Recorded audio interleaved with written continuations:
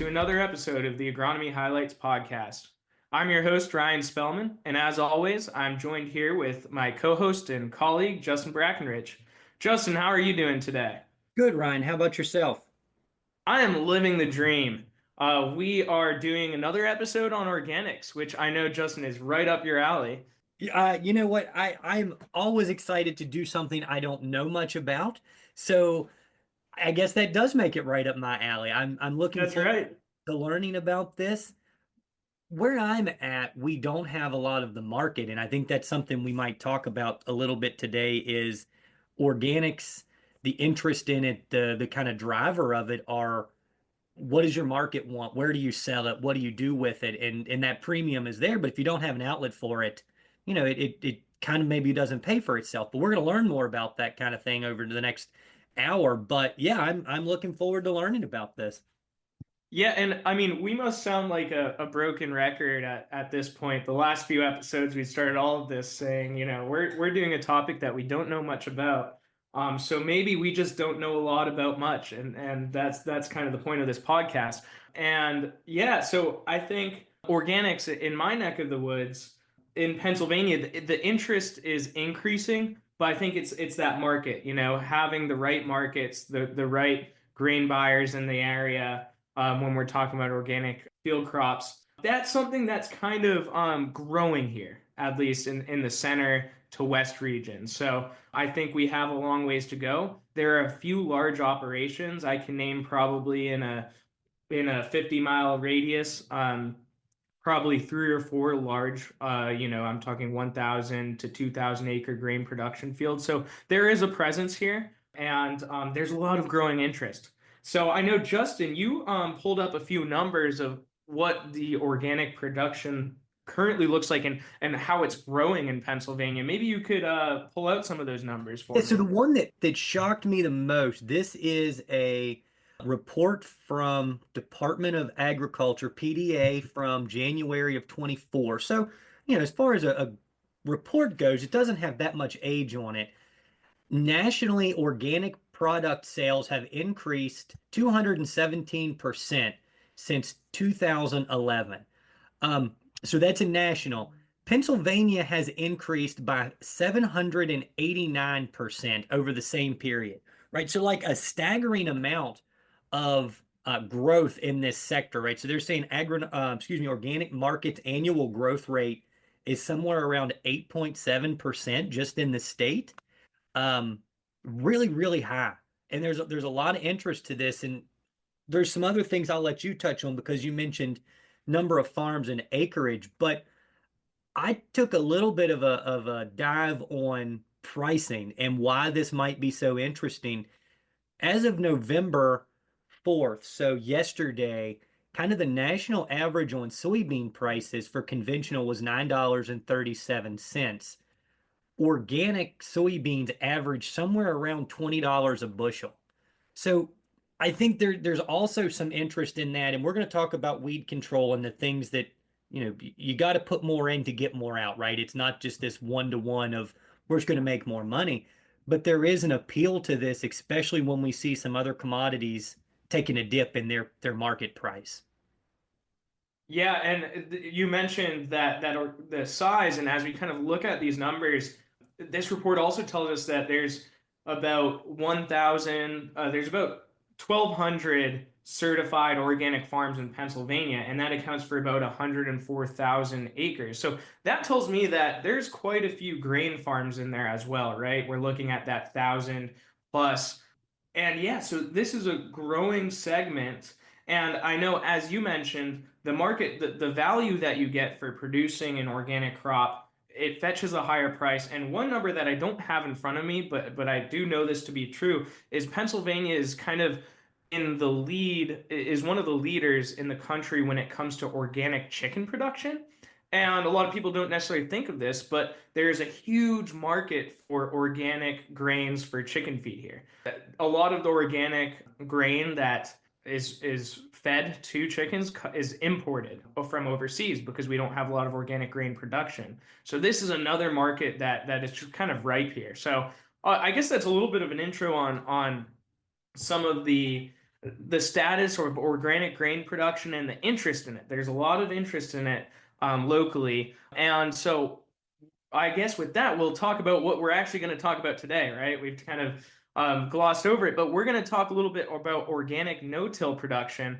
And one thing when you're getting into organic grain production is you need to start looking at diversity, right? Diversity, diversity, diversity, because that's going to be one of your biggest tools, as we'll talk about later. And one of those things you can use is organic dry beans. So new crop for us. Don't know much about them. So we have a guest on here from Cornell, and that's Kristen Loria, and she's going to talk to us both about organic dry bean production and organic no-till. So Justin, anything else before we bring Kristen on?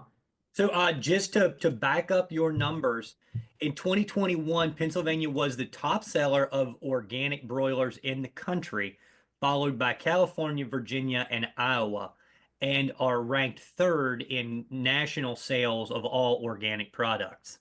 So Wow. there's some fun facts. There's some things for you to take with you that we try to fact check as most of this as we can, so that There we're you not, go. I was sweating, yeah, hoping the random numbers data, bore but out. it gives me time to Google things while Ryan talks. But no, I'm ready. Let's get Kristen in here and let's start on some organic beans. All right, sounds good. Kristen, welcome.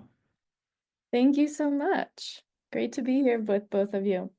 Yeah, thanks. We're really excited to hear about this. We were talking a little bit ahead of time how organic no-till, taking two buzzwords and putting them together, there's a lot of thoughts on that, and the reality might be a little bit different. So we'll get into that in a second here. But first of all, I just wanted to ask, can you tell us a little bit about your background with Cornell, what it is you do at Cornell, and maybe a little bit about how the extension research appointment works for you? Yes, absolutely.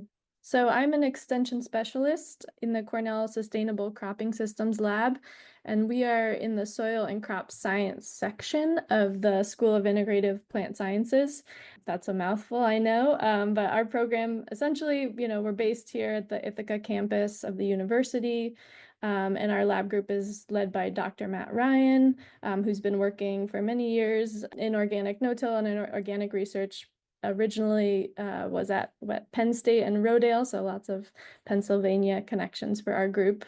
And as you alluded to, for extension, for those of us working in extension via Cornell, there's sort of two places where you can be based. So like myself, there are faculty and staff that have extension appointments based at the university, typically in Ithaca, but also could be at Cornell Agritech in Geneva, where we have another campus, as well as on Long Island.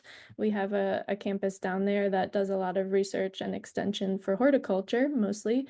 And then we also have our Cornell Cooperative Extension staff that are based, throughout the state, very much like Pennsylvania, and are working on either county programs or regional teams. So I'm sort of campus-based extension, also very much with my feet in research, but we are working, very frequently with our cooperative extension colleagues as well. And so our lab, we have, again, led by Matt Ryan, and then we have 5 staff members, as well as a team of graduate students and postdocs that are contributing to our research. We have an extensive field research program, mostly focused on organic field crop systems. We also work in conventional to some degree as well. And a lot of our research is happening at our research farm in Aurora, New York, as well as on farms around the state. So our research areas include reducing tillage and cover cropping in organic systems, which, of course, as we'll get into, is a huge piece of farming successfully in organics, especially with field crops and row crops. We're also involved in research on some of these specialty crops, such as kernza, which is a perennial grain, which could probably be its own episode entirely. It's an interesting sort of novel crop species that a lot of research is being done on. And also we're working on dry beans, like we referenced. And finally, we also manage a long-term organic cropping systems trial, which is based at that Musgrave Research Farm in Aurora. That's been ongoing since 2005. And so we sort of manage that experiment with a team of organic farmer advisors. So we have a lot of field work, certainly, lots of field experimentation, and that's really the heart of our program. And then it's also very applied research. So extension is a natural sort of partnership with that program, and that's the component of our work that I'm leading. So I'm leading our extension work, and that will include outreach events. We have field days. We help organize different winter meetings focused on organic field crops. And then we also have various farmer advisory boards for the research projects that we are working on. And I guess going back a little bit further, so my background is in organic agriculture in various ways. So I got a degree from Cornell in sort of environmental science and agroecology, started working on organic vegetable farms in the Hudson Valley of New York, and then eventually got interested in extension, came back for my master's degree again at Cornell. I actually got a master's in plant breeding, and found my way into this role in the Sustainable Cropping Systems Lab. So, and I am still farming. So I actually have a business called Buttermilk Beans. So I grow dry beans, organic dry beans, and popcorn. So very much in this organic world in various ways. And yeah, find it to be a fruitful sort of combination, both farming myself and working in research and extension. So that sums it up, I think. So why did you pick organic, right? Like you could have gone a whole bunch of different directions with your breeding background and your farming interests and stuff, but what was it that called you towards this organic production? Not to put you on the spot, but what kind of made you make that choice? Yeah, absolutely. I think that's a great question. It's fun to think about these things I haven't thought about in a long time. It's been, 15 years or so, I think, since that sort of I'm really thinking drove. about like our producers that make the switch, right? Like how can we Yeah. kind of talk them through like what was your compelling thing that made you say this is the one for me? Yeah, so I was drawn to sort of the knowledge intensive management, I think, of organic agriculture. You're working with fewer external inputs often, and that makes the problems and the challenges more complicated and also the solutions more complicated. And, you really are sort of, I think many farmers think this way, but in organic agriculture, it's kind of mandated as you really have to work with the ecology of your system, right? And I was drawn to that complexity and that sort of close interaction with, soil health, nutrients, all, trying to kind of understand the biology of the system and really leverage it for what you're doing and try and, sort of create a system of symbiosis where ideally we're benefiting from that landscape, but also improving it over the years. And so that's a big part of it, I would say, more philosophically. And as Ryan referenced, another thing that I think is unique about organic marketing in particular is, it really is relational. Like you need to know where you'll be selling your products often before you're even growing them.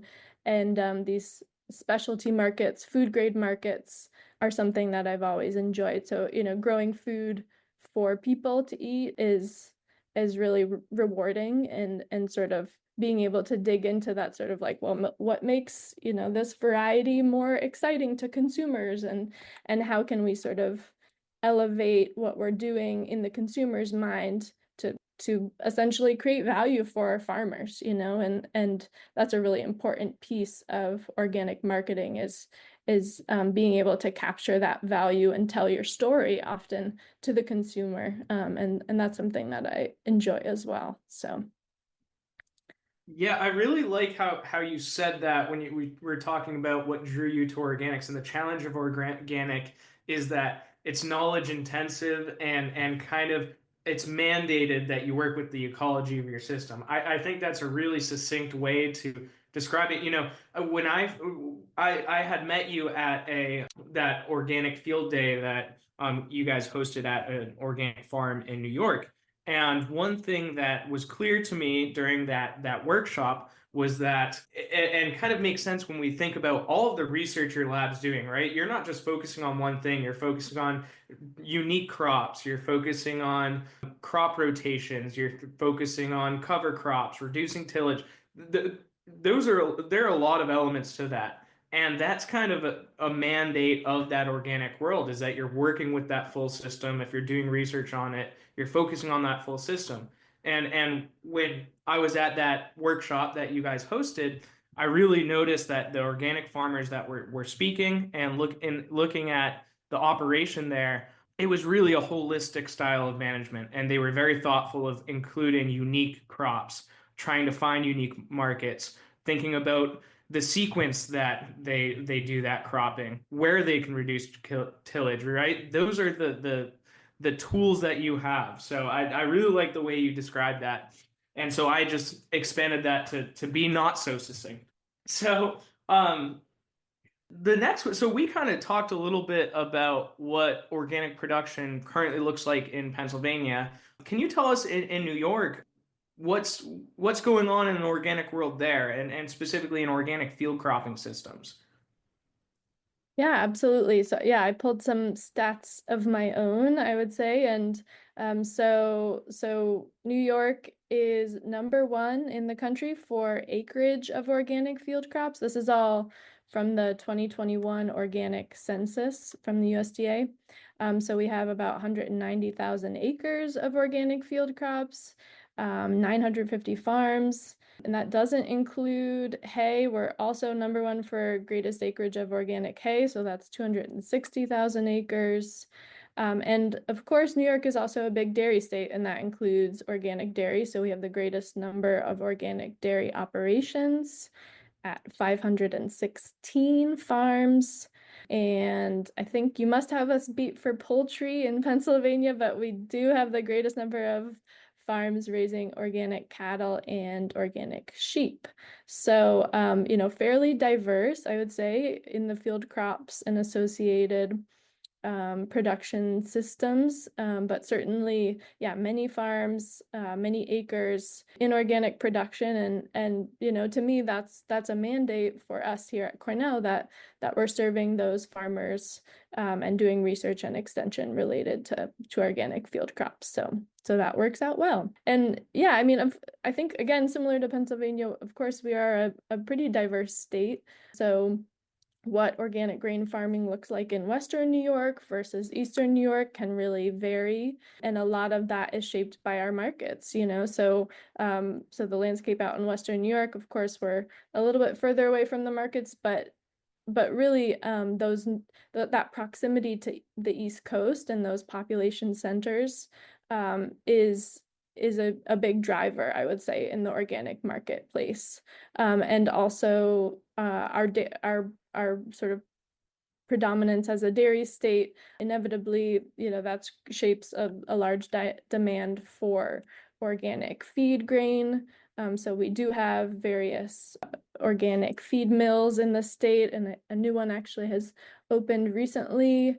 So proximity to both sort of East Coast food grade markets, as well as supporting our organic dairy and other livestock, also lots of kind of smallholder livestock operations that might be buying feed on a smaller scale, is a big part of supporting that community of organic farmers. And interestingly, policy is also a part of this too. So in the past 15 years or so, we've had some legislation that's really shaped sort of local purchasing in general, but often that is applying to organic, of course, and that is incentivizing some baking and milling to source New York grown grains, as well as brewers. So there's a farm brewery law that was passed that essentially made it much easier for breweries to open, especially small scale breweries, if they're using a certain percentage of New York grown grain. And before that, we didn't necessarily have a huge amount of grain being grown, especially for food grades. So those sorts of policy choices have actually played a big role in supporting a lot of the food grade markets. But certainly by volume, livestock feed is going to sort of cover more of our acreage, of course, just by volume, but those two markets are sort of intertwined, and often farmers are selling in both of those marketplaces. Well, thanks. Yeah, I mean, we've talked about this quite a bit now, but having that market is so incredibly important when we're talking about organic grain production. And it makes sense given all of the diversity in the market in New York that even a lot of the grain operations that we see in Pennsylvania are all kind of stationed closer to that New York border, or it's north of I-80. So that's I think an important point. It's really important to have that market share, and I didn't realize that New York was the top or in organic acreage. That's kind of cool. So I guess let's jump right into this then. So let's talk about organic no-till. I know one thing when I do talk to folks that are transitioning into organics, or even folks that are doing organics or conventional, the one challenge that kind of everyone mentions is, well, in an organic system, because you have less weed management options, you rely on tillage quite a bit more. And, over the last 20 years, especially in Pennsylvania, so many of our farmers have reduced their tillage, specifically through a lot of the initiatives of the No-Till Alliance and things like that. So a lot of them really are reluctant to increasing tillage. So why don't you talk a little bit about the challenges when it comes to organic no-till, and maybe the genesis for what that might look like, and what you're specifically looking into in that area? Yeah, absolutely. So, yeah, I think to start with, like you mentioned, why is it important to reduce tillage in organic, and really in field crops, the major difference between organic and conventional sort of typically is going to be use of both tillage, primary tillage, before a crop is planted, and also after a crop is planted, primarily row crops, of course. The organic farmer is typically relying on mechanical cultivation throughout that growing season to manage weeds rather than using herbicides. And of course, we all know that excessive tillage, poorly timed tillage, is degrading to soil health. It can, cause the reduction of soil organic matter, other effects on soil biology, and it's also expensive, so that organic farmer that's making 4 passes through the field potentially, after a crop is planted, that's parts that need to be replaced, that's labor, that's fuel.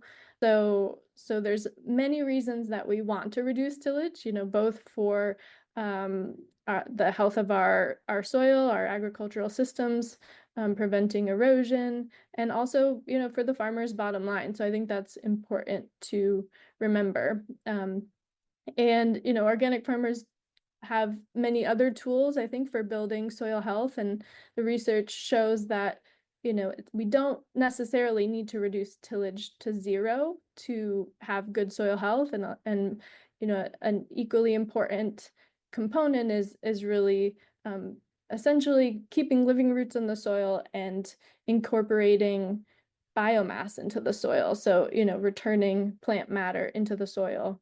And so what our research is really trying to do is sort of focus on that nexus of both, using cover crops and finding places that cover crops fit into an organic field crop rotation, and often using those cover crops sort of to reduce tillage and in concert with tillage reduction practices. So I think it's important to clarify that organic no-till is not necessarily, the sort of continuous no-till or zero-till that some conventional systems are employing. It really is more of a rotational organic no-till is how we refer to it.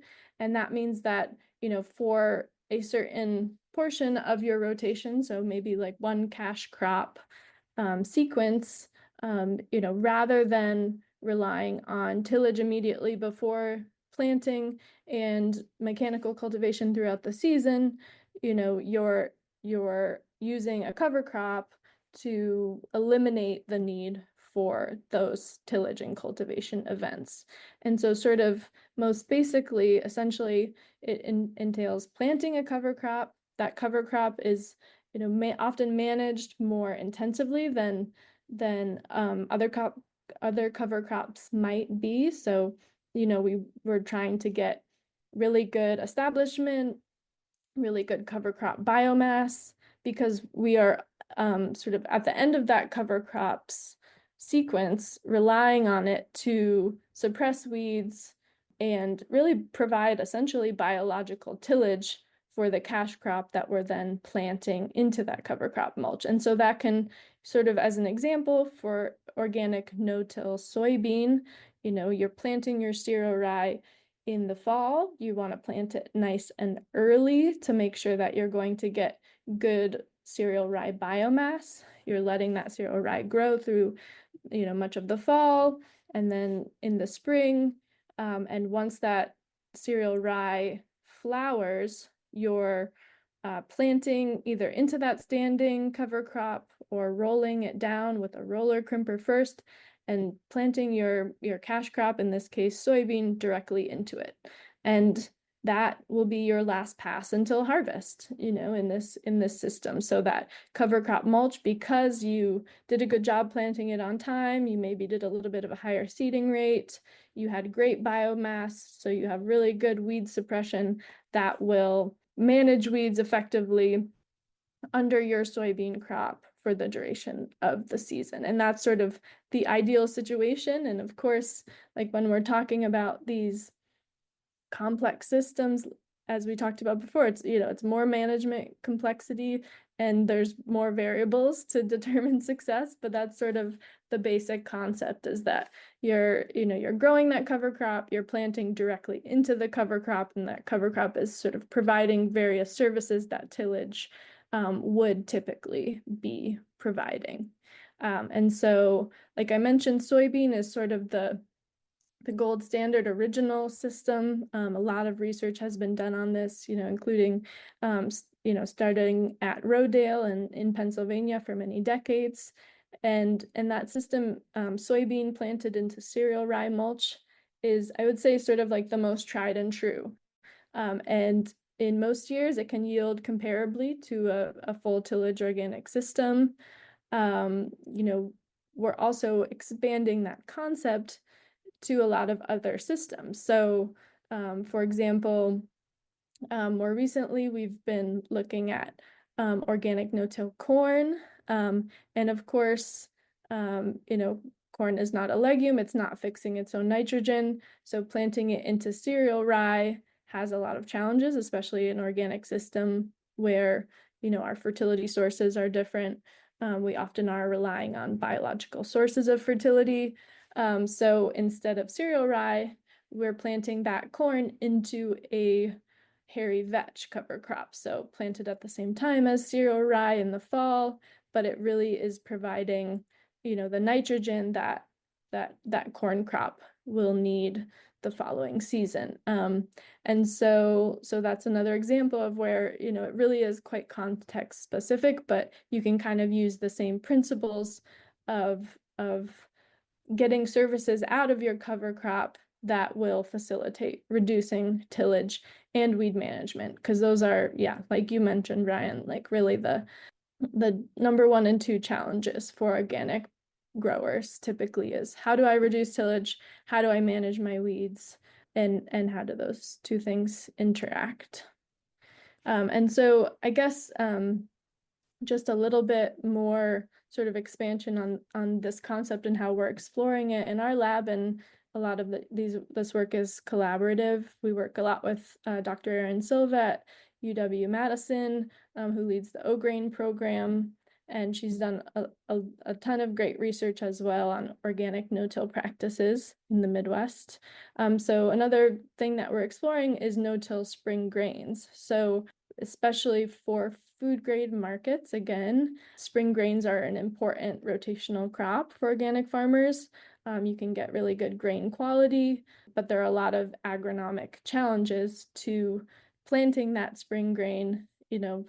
Often the earlier the better you you can plant it, in terms of getting favorable yields and weed control. So an experiment we've had the past few years is, well, what if we plant our cover crop in the fall, something that will winter kill, but it will have, maybe the months of August, September, October, to produce a lot of biomass. It's a nice time of year to plant that cover crop. Planting conditions are much more favorable in the late summer, early fall compared to, April, for example. And so that cover crop grows all fall, it winter kills, and then the farmer can come along and no-till plant right into that cover crop mulch. It could be spring wheat, it could be oats. So again, sort of like using the characteristics of the cover crop to optimize where we're performing tillage, and how it can best sort of work with the cash crop that we're trying to grow. Because again, of course, you're still performing tillage typically before you plant the cover crop the fall before, but what you're doing is sort of moving the tillage event to a more optimal time when it won't have sort of the same degrading effects on your soil. So I think oftentimes that's something that farmers bring up about organic no-till. It's like, well, you're still tilling before the cover crop, and that's absolutely true. It's just sort of moving that tillage event to the right time, reducing sort of bare soil, and trying to sort of fit into the windows that we have to perform those operations. So I got two questions. The first one is going to talk a little bit about rotations, right? So you mentioned this is like, we say this no-till system, but it's like a rotationally tilled system might be kind of a better way to describe it. And the rotation that I've kind of written down here after listening to your ideas and thoughts was like a cereal rye with soybeans, followed by hairy vetch with corn. Is that a common rotation that you see? Where would we go from there? And where do we, you're saying we insert the tillage after the cash crop before the cover crop goes back. But what does this kind of look like as far as what you would see as a very common rotation, and how does all this get put together? Yeah, so that's a really important point. So essentially, as I alluded to, a lot of these cover crops need to be planted in, September perhaps. And so for a lot of our full season row crops, you're going to be hard pressed to find the window to get that cover crop in a timely manner. So I think a challenge and an obstacle for some farmers with deploying some of these practices and cover cropping in general really is having a rotation that provides favorable windows for cover cropping and establishing cover crops on time. And so really this requires a system in which you are, taking a crop off before September. So if you have a corn soybean rotation, this is not going to be particularly feasible. Have you But looked at different opportunities to like change varieties or maturities in some of these and shorten them up? Does that help at all? yeah, absolutely. I mean, typically, a farmer would be following, for example, a small grain is an opportunity to plant, in August or September seeded cover crop. Certainly dry bean, which we'll get into, provides that, that often dry beans are coming off in September, often early September.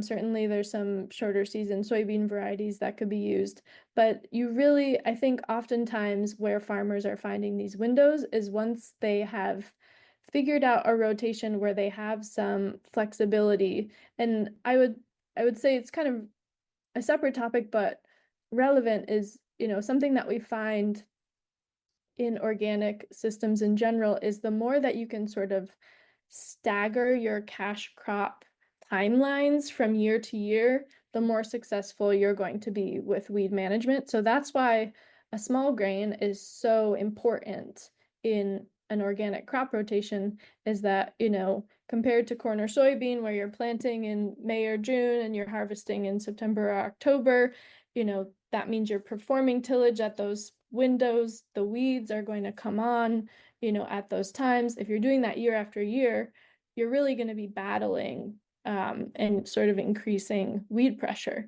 But with a small grain, you're tilling in September, you're planting in fall, you're harvesting by the end of July, before a lot of maybe, our sort of summer annual weeds are producing seed. It's a really important way to break those weed cycles in the rotation. And so I think farmers, there are many reasons to incorporate small grains in a rotation, but both weed management and allowing integration of cover crops into your rotation are two of the chief reasons for doing that. And so, if you have one or two small grains in your rotation, amongst your row crops, your windows for doing these sorts of practices really open up, I would say. So is there like I guess a number of years that is ideal for when am I doing a tillage event? Let's say it's September, right? I should wait at least, build a rotation around not having to till again at that timeline. If that makes sense, right? If we're trying to till at different points in the year to manage the weeds, is there a way to manage, like, think about that in a yearly basis? I think it's a little difficult to prescribe. I would say it really does depend on the farm and what, their labor opportunities are, what their markets are, inevitably, right? We can only grow the crops that we can sell, and that's I think important for us agronomists to keep in mind. But yeah, I would say as sort of a concept, oftentimes fitting a small grain or even like a summer annual or perennial cover crop in between row crops, is definitely going to reduce your weed pressure in the following row crop, and even if that means getting a cereal rye cover crop on late after soybean and you're growing another crop,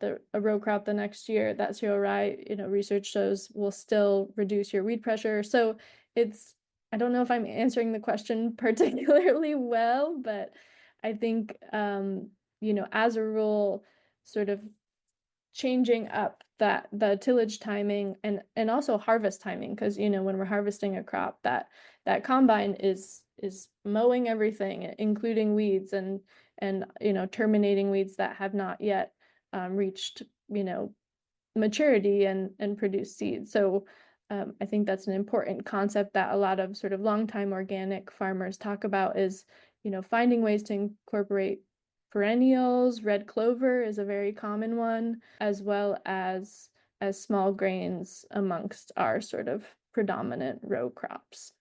And I don't think that's anything new to like no-till organic, right? We look at that in conventional agronomic settings as well. As the longer you can stretch your rotation, the better your IPM is going to be, right? You're reducing some of your perennial and annual weeds. You're mitigating some disease concerns, some funguses. Ryan can talk all day about the impacts of that. The insects, right? Like, and we see that when we kind of even simplify to a corn bean, right? Like 2 years really isn't what we would call a rotation, right? Like that still, we can kind of present these pressures just with that. So a small grain, like you mentioned, a perennial, not always maintaining legume grass with our cash crop cover crop, right? Like there are so many different things we've had episodes on soybean cyst nematode and how we can modify some of our cover crops to help reduce some effects of that. Like there's so much we can do. Back to your comment on, we have to work in the ecology of this, and we have to be ready for all of these things. There's so many opportunities we have now that we can modify some of this with just some general good agronomic practices. Absolutely. Yeah, and I think that's what's so exciting, working in research and extension right now with cover crops is, cover crops really have become so much more mainstream than they were before. And so a lot of these practices, planting green, using roller crimpers, conventional farmers are using them as well. It's not just organic. And I think that sort of cross-pollination is really fruitful and really exciting, especially with herbicide resistance, like we all benefit from expanding the tools in our toolbox. And I think it's great to be able to sort of share ideas outside of any sort of organic or conventional silo, because like you said, it really is ecological principles, and that's sort of benefits any type of farm operation. So I'm ready to jump into dry beans, right? This is kind of exciting for me. We had a little bit of a conversation before we got started on what all this means. So I want to just start before we get into the background or where they fit in cropping systems. Can you explain to me the way you explained earlier, again, the difference between like snap beans and dry beans and what this actually means when we start saying dry beans? Yes, absolutely. So when we say dry bean, we are really referring to what's known as edible bean. And so it's Phaseolus vulgaris, also known as common bean. So it's the same species that would give you a snap bean or a green bean, but it really is produced more like a soybean. So you're taking that crop to full maturity, and we're eating that seed, as a pulse crop is another word for it. So pulses include chickpeas, lentils, dry peas, as well as dry beans. So it is a little bit confusing that it's the same crop species, but it's essentially, the same as soybean and edamame, right? We eat it at the fresh stage as a vegetable, and we eat it at the mature stage as sort of a staple pulse crop. And so all of our all of the dry beans that we grow here in the East are common bean, are that same species. So that can include black bean, kidney bean, pinto bean, navy bean, all the, super cool heirloom varieties you might find. Those are all common bean. You also might eat dry lima beans. That's a different species, and we don't tend to grow those as much in the East Coast, though there is sort of actually quite a bit of like fresh lima production in Delaware, I believe, which is kind of interesting. So yeah, it's a wild, wonderful world, the bean world. But that's sort of, I would say, yes, kind of the background. But historically, it's a really big crop for New York. So a lot of dry bean production has moved west into sort of high plains areas, Idaho, Nebraska, states like that. But historically, New York was a huge dry bean producing state, and we do still have quite a bit of dry bean production, mostly in Western New York. We still have some canneries, we still have some dry packers operating. So it's definitely a big crop for us historically here in New York. Yeah, and I imagine, like we've been talking about throughout, having a market for it is really important. So when you're going into organic dry bean production in general, are these usually done under contracts? Like, are you usually finding your cannery or your buyer, and then doing this under contract, or are you just producing and there's a market for it in New York if for whatever you produce? Yeah, I would say both. Certainly, canneries for the most part are contracting. So sort of the larger acreage, conventional production, that is selling to a cannery, or in some cases, dry packing, there would be a contract. But then for both conventional and organic producers, there are also sort of smaller, more niche markets that you can find, that would be more of the latter. So, maybe you're growing a few different types of beans and cleaning them yourself and selling them, to wholesalers. So because it's a food grade crop, there's a lot of different avenues, I would say. But historically, sort of the predominant one was, selling to a canner or a dry packer who's really doing all of the processing. As a food grade crop, there is a lot of cleaning involved to get that food grade product, and some of that equipment can be fairly specialized.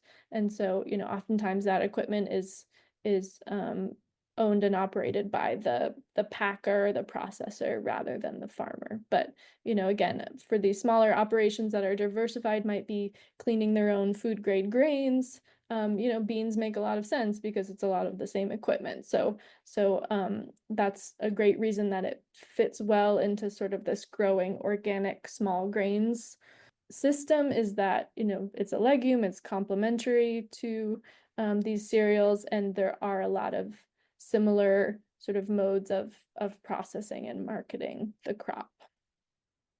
Okay, so just to clarify, when you say cleaning it, because I don't work a lot with a food grade crop, right? So, and I imagine that's probably what makes it a good organic crop as well, because it fetches a higher value, and then you don't have to worry as much about some of the inputs that might be a challenge to deal with in that system. However, when you talk about cleaning, are you mostly talking about seed cleaning, or are there some other aspects that growers that might not usually deal in edible crops might need to keep in mind? Yeah, so you're cleaning your final product, so the beans. So typical equipment for that would be maybe a rotary cleaner to start with, then a screen cleaner. Those are pretty common for cleaning grains as well, but beans often require a gravity table, which is getting out, essentially sorting out lower quality beans that aren't saleable. So there's multiple steps. There's also optical sorters, which are, now I believe if you're selling to a cannery, most of them require that the product is being cleaned with an optical sorter. So it can get complicated, I would say, and it depends on the farm and the operation, how deep into that process they're getting. But it's all that post-harvest handling, which is really important for food markets. Okay. Yeah, so it does take some specialty equipment, and so that's something to keep in mind on some of the sorting and cleaning. And maybe your buyer might be able to help you and have some of that equipment. Depending on who you're selling to. So you mentioned that the benefit of dry beans and maybe where they fit into the rotations that we already have is kind of replacing soybeans. It's in a similar time. Can you go through maybe like if I want to grow dry beans? Is it as simple as just take when I would plant my soybean, when I would harvest my soybean, where it would fit in my rotation, and replace it with dry beans, or is there some nuance to it? Yeah, so it somewhat depends on the type of dry bean you're growing, but more or less, yes, more or less it's fitting into the same place in your rotation as soybean. And so typically, yeah, dry beans are planted at a similar time, maybe late May, but often more like early June. A benefit of dry beans is that, like we mentioned, they are shorter season, some as short as 90 days up to 100 days. So you have a little bit more flexibility in planting. So some people are planting as late as July 1st in our area. And, again, depending on when you plant that crop, they might come off as early as, the beginning of September. So I have heard of scenarios where, it's a really wet spring, a late spring, maybe your window for soybean has closed or is closing, but you have a little bit more flexibility if you're planting dry bean. And there also are farmers double cropping even after a wheat harvest, getting a short season dry bean planting in. So, that can be really helpful. So again, that sort of shorter time to maturity allows you more options to, work with the weather you're dealt, work with other aspects that might influence exactly how you approach that. So I think we've covered a lot of the benefits and maybe even more the drawbacks in the terms of the specialized equipment, the handling, the post-harvest type stuff. But I want to talk about other advice you have from a fertility standpoint. I don't imagine that changes much from a soybean, but the one that kind of interests me are pathogens and pests because I think all of that gets handled much differently on an edible crop than it does on something going somewhere else, right? How do we deal with any of these types of things when we're talking about these dry beans compared to what we would for soybeans that might just be going to animal feeds, especially in these organic systems? Yeah, I would say the biggest sort of distinction and challenge unique to dry beans there is sort of quality, often aesthetic quality, really. I mean, so we don't have the same sort of mycotoxin issues with beans that we have with wheat, for example. So that is not typically an issue, but certainly we have pathogens and pests that, A, can reduce your yield, but B, can also result in a final product that is, maybe smaller than it should be, or stained, or, slightly less than perfect in whatever way. And because especially for dry packing markets, canneries, have their own sort of quality requirements, you can have issues. And at worst case, similar to other crops, sometimes those dry beans, in a bad situation would just go to a feed market, if they aren't able to meet quality. But often that's why the cleaning is so important. And you're right, oftentimes the farmer is not cleaning their own beans. They're maybe drying them and sending them to a processor, but that processor needs all of that specialized equipment in order to essentially, you know, control for all those issues that might have come up in the production. Maybe it was a wet harvest and there's mud on the beans, or there's sprouting that happened and those sprouted beans need to be cleaned out. So a lot of sort of the challenges that might come up agronomically can hopefully be dealt with cleaning. But yeah, so I would say, so dry beans, I hate to say this because, I do love the crop, but they're a little bit wimpier than soybeans oftentimes. Especially, black beans are really agronomically most similar to a soybean. They tend to be vigorous, higher standing, but something like a kidney bean, the plants really don't get that big oftentimes. And so weed control can be a little bit more of an issue in dry beans, just in terms of getting that crop established and ahead of the weeds. So you definitely want to think ahead in terms of, what field you're putting that crop into and what your weed management plan is. And we have had some interesting pest problems, I would say, related to dry beans specifically. So we have a pest called Mexican bean beetle. I don't know if it's something that you see in Pennsylvania, but there are certain areas of the state where it's really become a big problem, and they will feed on soybean, but they really love common bean, edible bean. So it affects both the sort of snap bean production as well as dry bean. And if you're organic, you don't, have the same management options for chemical control. So that in sort of little pockets of the state, that has become a really big problem. That's a little bit unique to dry beans.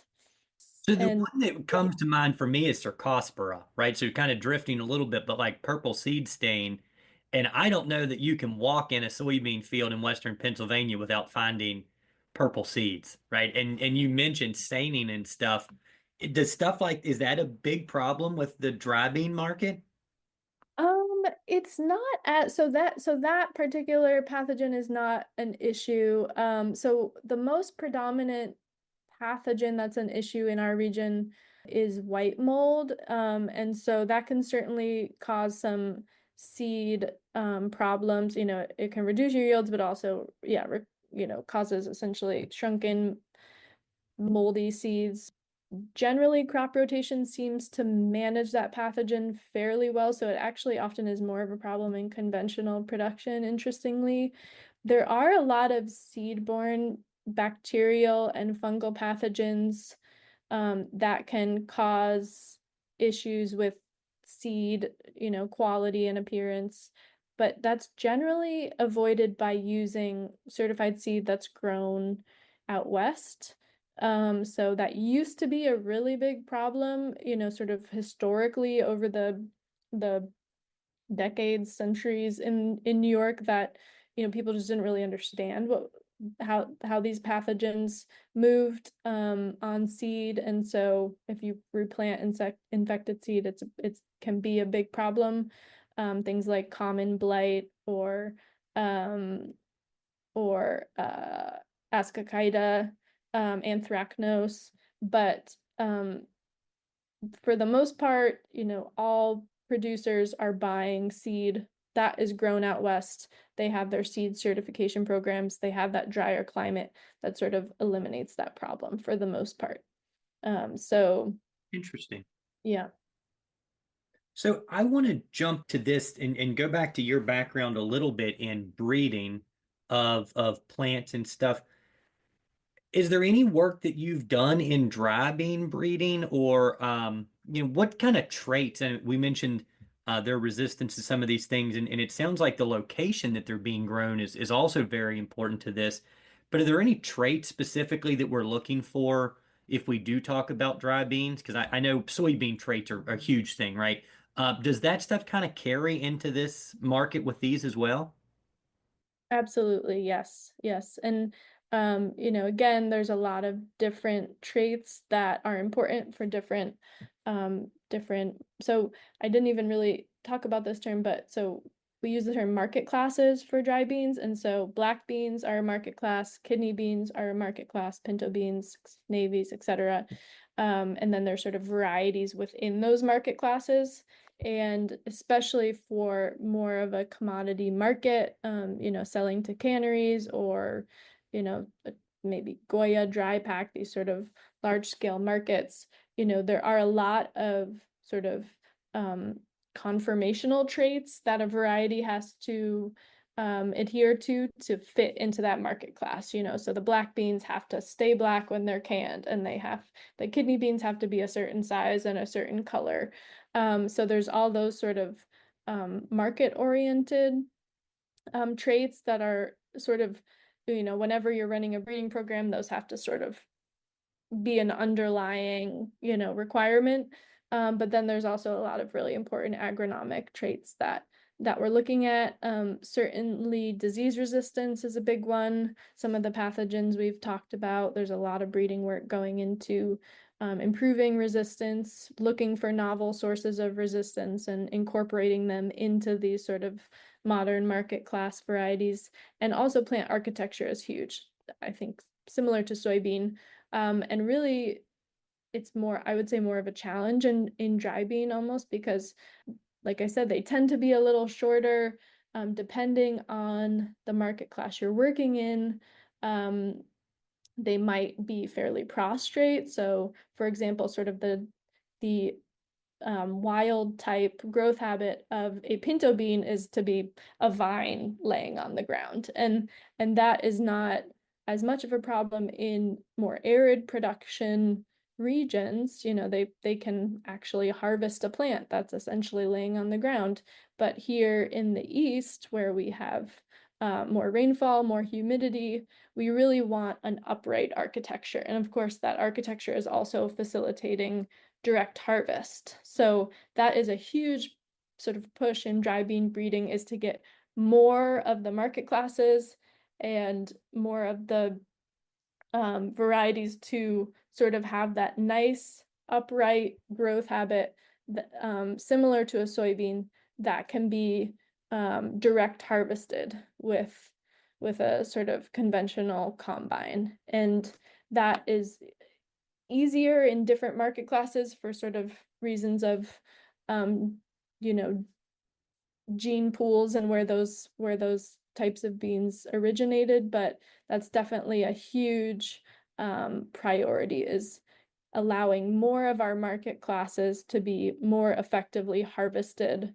via direct harvest, because we didn't really get into this, again, just the bean world, it's so deep, so vast. But a lot of beans are still indirect harvested, and so that means again, you need to have some specialized equipment that is essentially, rather than just driving your combine through the field and directly cutting the plant, threshing it in one pass, you drive a piece of equipment through that is pulling the plants up, so actually uprooting them and creating a windrow, kind of like, if you were cutting hay, and then you drive through again and actually thresh those plants with a combine. And that is all related to sort of the stature of the plant and what's feasible in terms of mode of harvest. So there's some complexity there, but certainly the direction of production and the direction of breeding is to move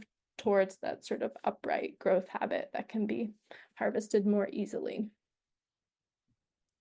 Interesting. Yeah, we can kind of, I guess, look back to what I guess soybeans are a good comparison here, because we can look at what are the traits that are desirable, and it seems like there are some agronomically, it seems like there are some good correlations there. Now, one question that I have, first of all, I wanted to clarify, are most folks, whether they're directly combining or doing that, laying it down and then combining after, are they using a soybean header, or are there modifications that need to be used to actually harvest the bean? Yeah, that's my first question. My second question is, can in Pennsylvania and in New York, a lot of times we use indeterminate soybeans. Is that a similar type of growth that dry beans are going through, that they're cutting flowering based on the day length, or are they determinate and just flowering at 90 days or the right amount of time?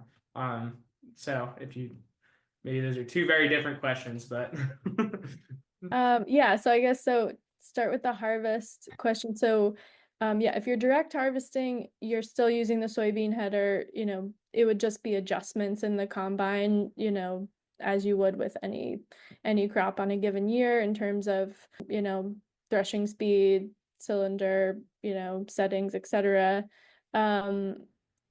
If you are indirect harvesting, typically that is, again, like a specialized puller, windrower, and then a bean combine. And so you can use a conventional combine. A bean combine is essentially set up just to sort of optimize for essentially the larger seed size, especially kidney beans are sort of the prototype for this indirect harvest method. They're large seed, which means they can be split or damaged more easily. And so a lot of the sort of specialization of a dry bean combine is to reduce damage to that larger seed as it's moving through the combine. And so there are people that drive a conventional combine with a soybean header to harvest their kidney beans. There are just some settings that you might want to optimize. Maybe you put on an air reel, maybe you're slowing down the feed enough to, sort of make that work. So there's a lot of ways to approach it, I would say, but definitely a lot of complexity and something to look into before you embark on one sort of market class or another. But black beans are definitely like a great entry level, I would say. They're most similar to soybeans, and so that it's going to be very similar. It's a great way to start, kind of dip your toes in. And let's see, your other question, please remind me what it was. It was just, is there growth habit indeterminate or determinate when we're comparing to soybeans? Yes, so they are not, so dry beans are not day length sensitive in the same way that soybeans are. You don't have the very specific classes in the same way related to day length. And in terms of determinate versus indeterminate, it also depends on the market class. So black beans are indeterminate, kidney beans are determinate, cranberry beans are also determinate, and that has to do with this is really getting into like bean nerdery, but there were two independent domestication events for common bean, and those two sort of gene pools have some different traits, including one that is mostly indeterminate and one that is mostly determinate. So yeah, there's a lot of different growth habits you can end up with. Of course, you've probably grown maybe like a pole snap bean in your garden, and that's another growth habit that exists, within dry beans. Obviously, it's not grown on scale very, very often for obvious reasons. But yeah, it sort of runs the gamut from like a very small, compact, determinate plant all the way to this very indeterminate vining habit and everything in between. So what's cool is there's a lot of sort of different genetic material that can be brought in to manipulate growth habit, but yeah, covers all the bases. Cool. Yeah, it sounds like that is one very unique thing about dry beans is you can select the traits that you want for your operation and fit it into your rotation. And there's a lot to choose from, right? And it gives you a lot of options, as we were talking about earlier, when you're trying to find a better rotation, one that offers more options and fitting into narrow windows. It's kind of offers a lot of opportunities. So we're already over an hour here. So we'll try to close this out here pretty quickly. But I guess one last question that I do have about dry beans, and then we can work towards a close here, is just the economics of it. Is it, when you compare it again, we're going to stick with comparing it to soybeans. Is this something that, if you do it successfully, if it's going to the food grade market, you might see a lot more profit from, or is it not quite that simple? I mean, I think the short answer is yes, it is, because of the complexities of producing the crop, because it's a food grade crop, you are going to get a higher price, certainly per bushel than soybean. And you also will be getting lower yields typically, so that's math that you have to do. And certainly the price that you're getting depends very much on your market outlet. So, are you selling to a cannery, or are you doing all the cleaning yourself and direct marketing it? So I would say it's more difficult to put a finite price on the crop because of that. But certainly the reason people are growing it, is that it can offer a high return. And I think oftentimes, when I talk to sort of, growers out in Western New York who have been in that industry for a long time, the way they think about it is, you're gonna have really good years and then you'll have bad years, and they balance out over time. But certainly there's a lot more complexity in how you manage it, and I think that's part of why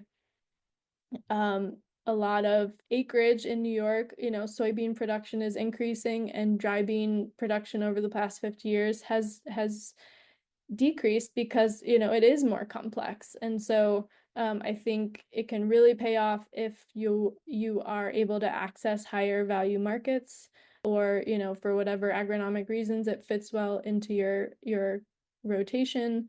But it certainly is, if you're choosing to grow dry beans, you're choosing, to add some complexity to your production system. So that's definitely something to keep in mind. Awesome. Yeah, I think that's a great way to close this section on dry beans. I think it has the potential to offer you more. It's more work, but there's a lot of customization involved, and it does offer a lot of opportunities for folks and challenges, right? As with all good things. Awesome. Well, Kristen, I really appreciate you coming on and talking to us about organic no-till and dry bean production. I've certainly learned a lot. I mean, this is, I like how we kind of started with organic no-till, and we could kind of follow and see why, use that to also look at why having a unique crop like or like dry bean production could fit into something like that. So I thought that was really cool. Justin, this is my favorite segment. What did you learn today? So I'm going to start this with asking Kristen to, once again, what is the Latin name for dry beans, common bean?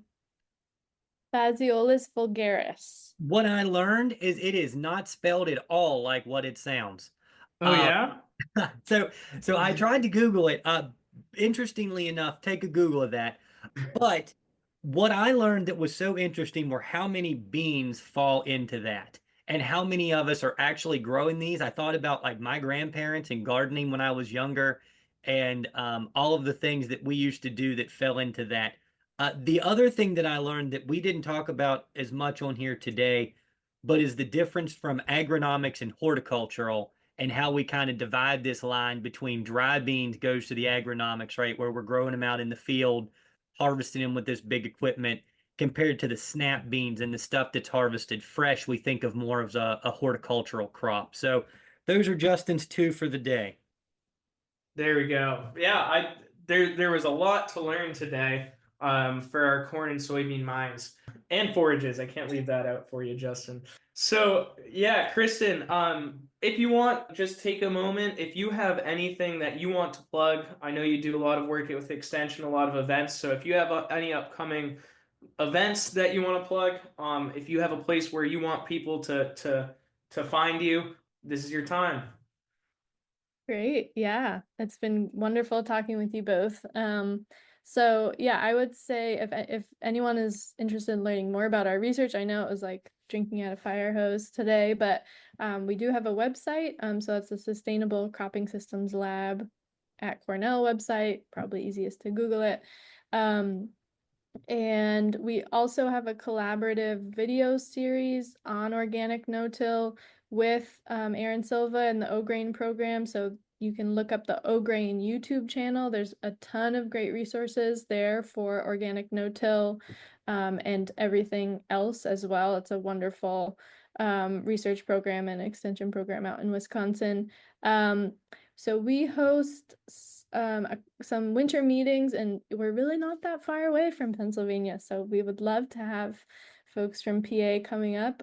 We have NICO meetings every winter, which are really a farmer organized meeting series that have been happening for decades. They take place in Geneva, and it's NYCO, New York Certified Organic, basically organic field crop and dairy producers. So we have meetings January 14th, March 11th, and we will also be hosting our first annual Cornell Organic Field Crops Conference, also in Geneva at Agritech on February 6th. So we're going to have some speakers out, different regions, and also some great farmer panels, all focused on all things organic grains. So yeah, would love to have people come out for those, and maybe we can link to some info for all of that. But yes, here we are, winter meeting season. Yep, we're here. Tis the season. And this episode should come out right around December, so we'll be right in the beginning of it. I'll make sure that we link to all of those sites in the show notes so people can access that. So yeah, we appreciate you coming on once again. And for our listeners, we'll see you on another episode of the Agronomy Highlights podcast.